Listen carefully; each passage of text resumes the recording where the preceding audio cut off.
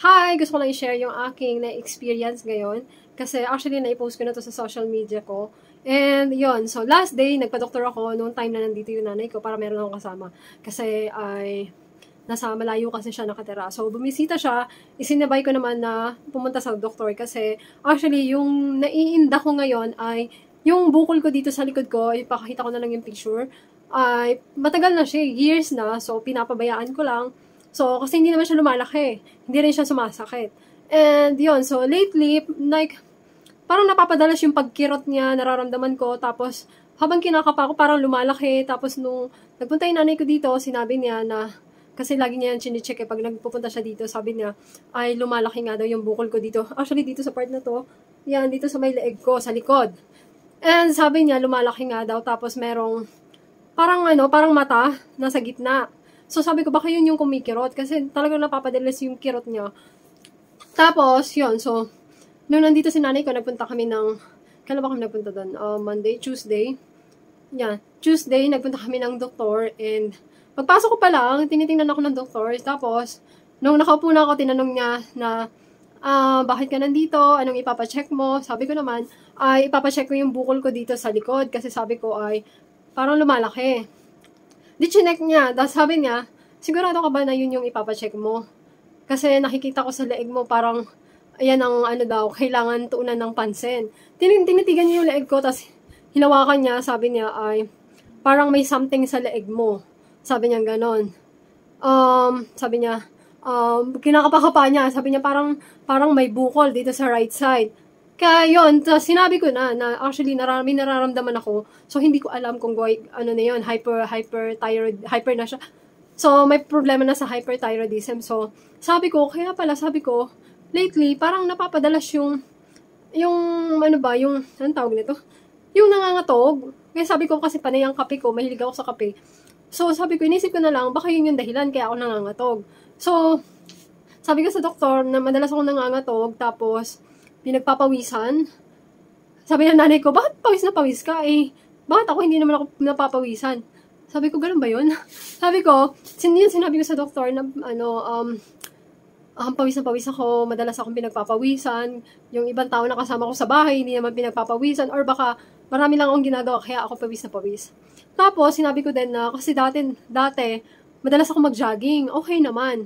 Pero yung mga last 2 to 3 months, pag nagja-jogging ako, parang napapadalas yung, yung bilis kong hingalin. Parang pagod na pagod, ang bilis kong pagodin. Hindi pa nga ako nakakadalawang ikot. Andun na ako yung pagod na talaga ako as in. Yung parang hapong-hapon na nahihirapan akong huminga. Parang ganun. So, actually, medyo naglaylo na ako sa pagja-jogging kasi natatakot ako na baka ako alam mo yun, kasi mag-isa lang ako nagja-jogging Sabi ko kung baka ano mangyari sa akin, nagja-jogging ako, tapos mga tulog pa mga tao, diba? Tapos wala akong kasama. So, yun, in-stop ko. Ngayon, yun, sabi ng doktor, tsaka yung nagpupups ako. Pag nagpupups ako dati, once a day lang, or minsan, hindi nga araw-araw. Pero ito, parang napapansin ko, actually, sinabi ko ngayon kay Michael, sabi ko, bakit ngayon, pag nagpupups ako, kung hindi 2 times, 3 times a day, as in, 2 beses, minsan 3 beses sa isang araw yun. Sabi ko, normal pa ba to? Kaya pala, sabi niya, oo, sabi ng doktor, oo, isa yan sa sign na mayroon kang hyperthyroid. Ganyan daw yung mga sign. Kaya yun, sabi niya, yung dito sa likod ko daw ay benign. Sabi niya, wala daw kaso, hindi daw siya masyadong emergency. So, ito daw yung pagtuunan ko daw ng pansin.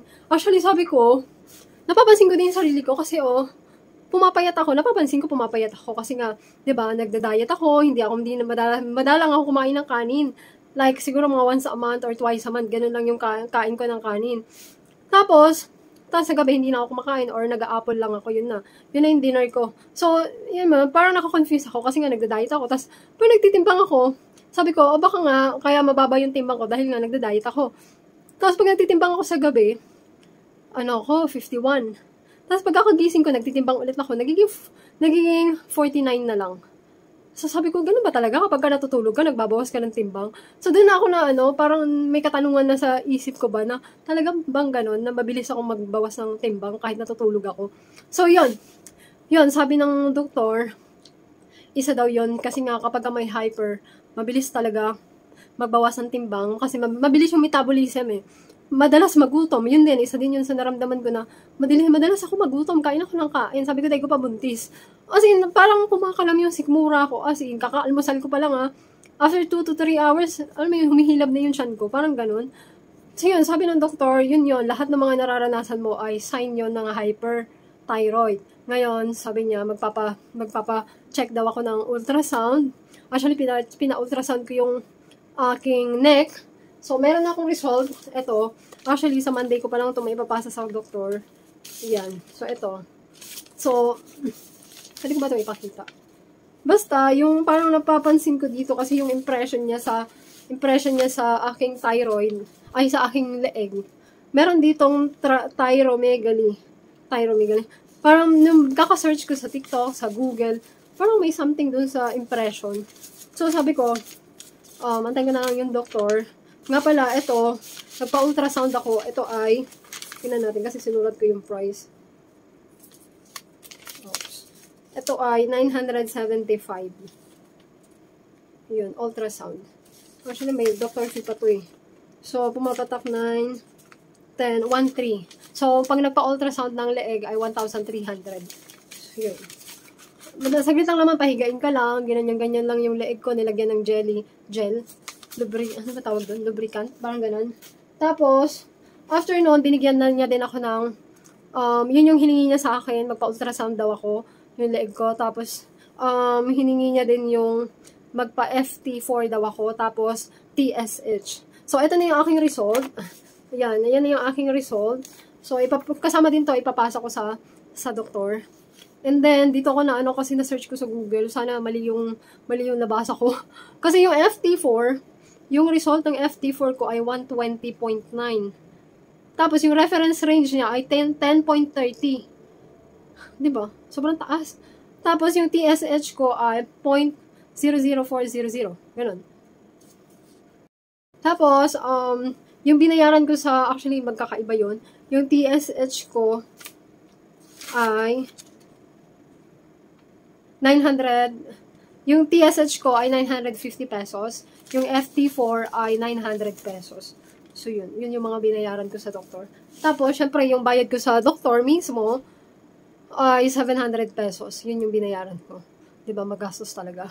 So, yun, okay na rin yun na nagpa-doktor ako. At least nalaman ko. Actually, sabi niya sa akin, pagbalik ko sa kanya sa Monday, ay doon pala niya malalaman kung anong gagawin sa akin.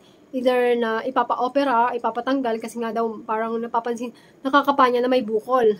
Or kaya ay gamot. Bibigyan niya ako ng gamot. Tapos tinanong ko dun sa operation, sabi ko paano po yun kasi tinanong ko, meron akong PhilHealth. Pero sabi niya, yung PhilHealth mo na yun, covered na yun, pero hindi lahat mako-covered. Sabi niya, yung operation daw, papatanggal ng bukol, sabi niya, sabi niya, isasabay niya na daw yung nasa likod ko. Tatanggalin na rin. So, 40,000 ang isa, ito 40,000, tapos sa likod, 40,000 din. Paano po pag walang pampa-opera po? Sana po merong other way. Sabi niya, meron silang parang, anong tawag nun? Parang connected na hospital sa hospital na pinuntahan ko. Doon, nag-opera sila, pero public daw kasi yun. So, nakapila. So, kung gusto mo ng libre, ila-line up daw ako. Tapos, nakapila ako. So, first come, first serve, parang ganun. Sabi ko, okay lang po kung may choice na ganun, okay lang, willing ako mag-antay. Gusto ko na siyang matanggal yung nandito ko sa likod, although, sabi ng doktor ay benign. Yun, yung hindi siya cancerous. So, kasi lumalaki. Tapos, sabi ng doktor, kaya pala siya nagkakaroon ng nana ay meron daw nabunot na buhok. Kaya nagkaroon ng ganun. Tapos, sabi niya, baka kasi daw masaktan, tapos mag-open, maging sugat siya. So, yun yung iniiwasan na baka daw ma-infection. So, kailangan tanggalin kasi mas malaking problema yun kapag na-infection daw. So, kailangan talaga ipatanggal. So, yun lang.